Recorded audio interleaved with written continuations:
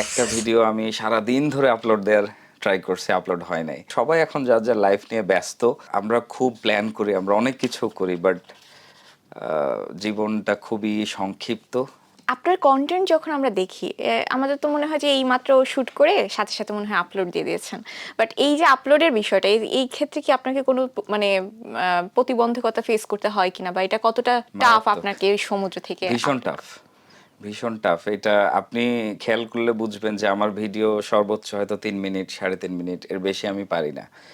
এমনও গেছে যে একটা ভিডিও আমি সারাদিন ধরে আপলোড দেওয়ার ট্রাই করছি, আপলোড হয় নাই, বাদ দিয়ে দিছি। পরের দিন আবার ট্রাই করছি।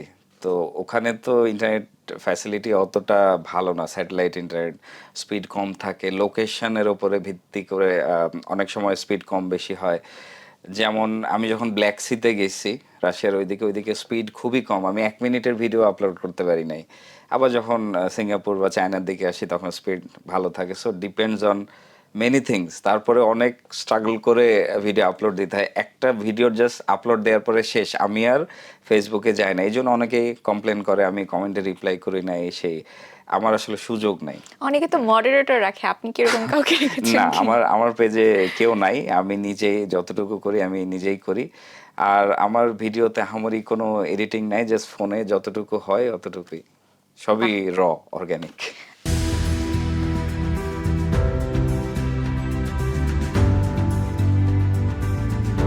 একটু যদি আমি আপনার কলেজ লাইফ বা স্কুল লাইফের কথা জানতে চাই, যে ওই সময়ের যে ফ্রেন্ডরা ছিল তারা কি এখনো ওই একই রকম বন্ধু রয়ে গেছে, নাকি আপনি যখন এই যে এত পরিচিতি পেয়েছেন এখন একটু যোগাযোগ কমে গেছে, বা তাদের না না, রিয়াকশন সেম। কেমন? সবাই সেম। আমার আমার স্কুল কলেজের বন্ধুরা অনেক ভালো। আর যদিও এখন একটু যোগাযোগ কম হয়, but I know they are still same. ওরা যখন অনেকেই দেশের বাইরে থাকে, সো যখন আসে দেখা সাক্ষাৎ হয়, আমরা একসাথে বসি। বাট সবাই এখন যার যার লাইফ নিয়ে ব্যস্ত। সো আগের মতো তো ওইভাবে গ্যাদারিং হয় না, বাট সবাই আগের মতোই আছি। সমুদ্রেই তো সব সময় থাকা হয়, মানে বেশিরভাগ সময় আপনার সমুদ্রে। সমুদ্র আপনাকে কি শিখিয়েছে? সমুদ্র আমাকে শিখিয়েছে সহনশীলতা, আর জীবনটাকে সহজভাবে দেখা। আসলে আমরা আমরা খুব প্ল্যান করি, আমরা অনেক কিছু করি, বাট জীবনটা খুবই সংক্ষিপ্ত।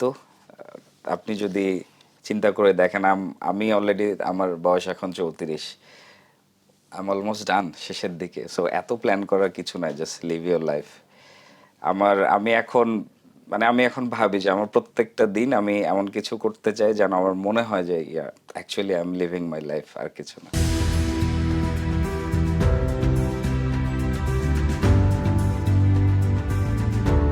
আচ্ছা, মানে এখনো কি কোনো স্বপ্ন আছে যে যেটা অপূর্ণ রয়ে গেছে আপনার সাগর যাত্রায়?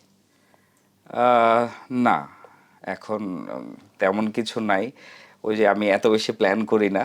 আমার যখন যেটা ভালো লাগে, যখন যেটা মনে হয় তখন চেষ্টা করি, বাট খুব বেশি প্ল্যান না। আমার দরকার হচ্ছে peace. You have to choose between two. আপনি হ্যাপি থাকবেন নাকি আপনি অনেক অ্যাংজাইটি নিয়ে অনেক কিছু থাকবেন। So I prefer to be happy. আমার শান্তি দরকার, দ্যাটস অল। আচ্ছা, যদি মেরিন অফিসার না হতেন তাহলে কি হতেন? মানে কি, আমরা কি হিসেবে পেতাম আপনাকে? প্রবাবলি গায়ক, তার সাথে হয়তো কোনো কর্পোরেট জব।